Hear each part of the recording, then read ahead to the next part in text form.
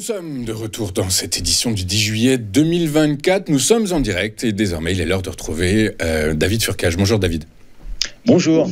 Merci d'être avec nous, David. Vous êtes président de IWF Capital, avec nous très régulièrement pour commenter les évolutions des principaux indices mondiaux dans votre chrono-CAC. Alors je dis chrono-CAC revisité parce que généralement nous traitons que d'un indice, le CAC 40. Là, vous nous faites des cadeaux, vous nous offrez des analyses sur plusieurs indices et je vous en remercie.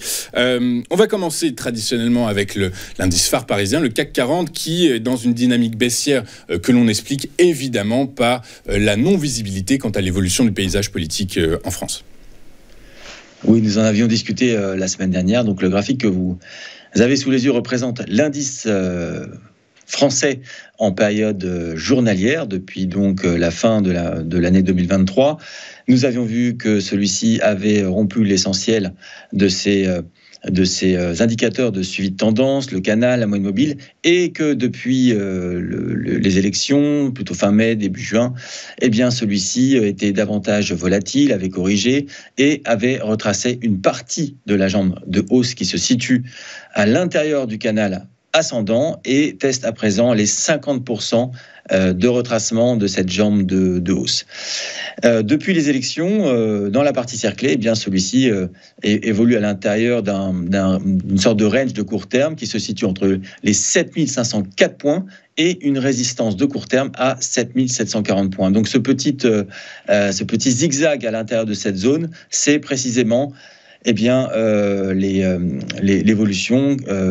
que l'on voit compte tenu des élections françaises et européennes.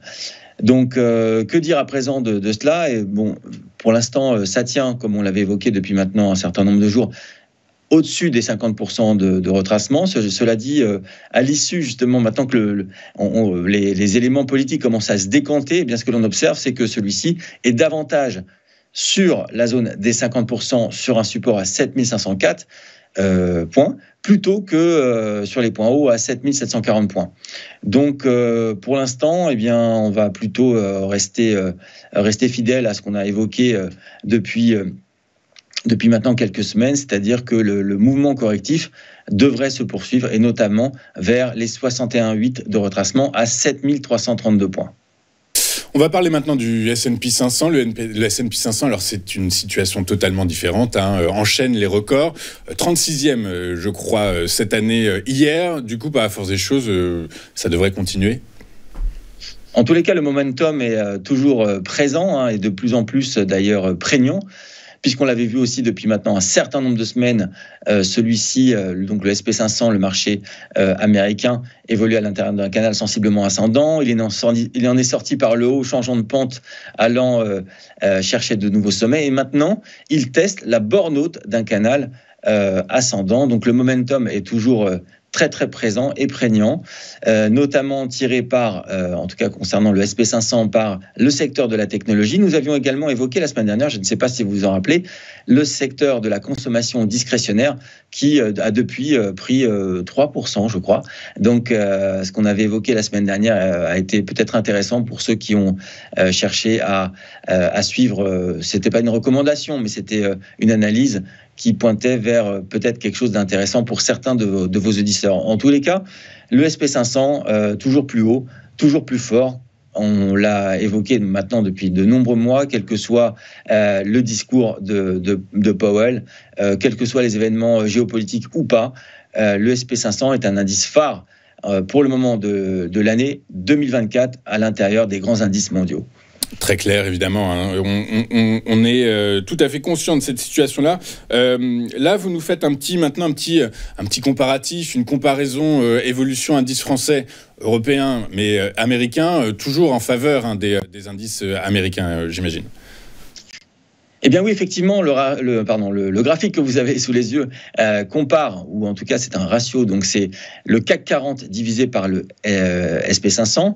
Et donc, lorsque ce ratio diminue, ça veut dire que le SP500 surperforme le CAC 40. Et ce que je voulais montrer à travers ce graphique, c'est qu'il y a quand même un sujet dans l'évolution de ce ratio en rapport aux élections, d'une part européennes, qui se sont terminées le 10 juin 2024, et d'autre part, plus particulièrement, en rapport aux élections françaises, législatives françaises, qui sont terminées. Enfin, je parle de la séance de lundi, évidemment, le 8 juillet 2024.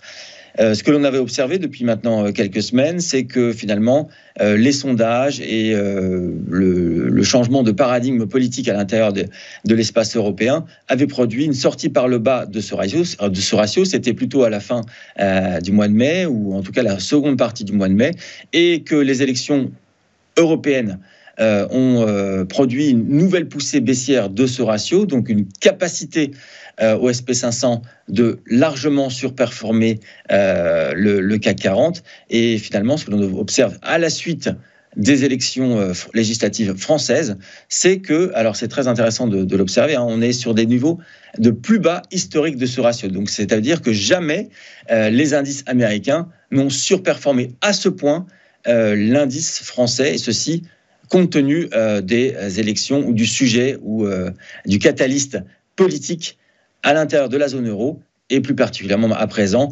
en France. Eh bien, écoutez, c'est très clair. Je vous remercie de cette information. C'est effectivement une donnée extrêmement importante, une information financière extrêmement importante. Les marchés financiers n'ont jamais autant performé n'ont autant performé face au CAC 40. Je vous remercie beaucoup. Les marchés financiers qui s'inquiètent finalement par la force des choses du rôle et de la puissance, de la vitesse, de l'inertie de la locomotive française. Va-t-elle pouvoir continuer à tirer avec l'Allemagne l'économie européenne? C'est toute la question qu'on peut se poser et qu'on posera demain à Pierre Sabatier notamment. Merci beaucoup David Furcage d'avoir été avec nous ce matin. Vous êtes président de iWave Capital, avec nous très régulièrement pour nous présenter votre travail et nous expliquer comment les principaux indices mondiaux peuvent évoluer et surtout quelles en sont les raisons. Je vous remercie beaucoup. Je vous souhaite une excellente journée, David. À très bientôt. De l'autre côté, on va marquer une rapide courte page de publicité et juste après, nous retrouverons, comme vous en avez l'habitude, le mercredi matin, Daniel Cohen de Lara et ses Market Movers. À tout de suite sur TV Finance.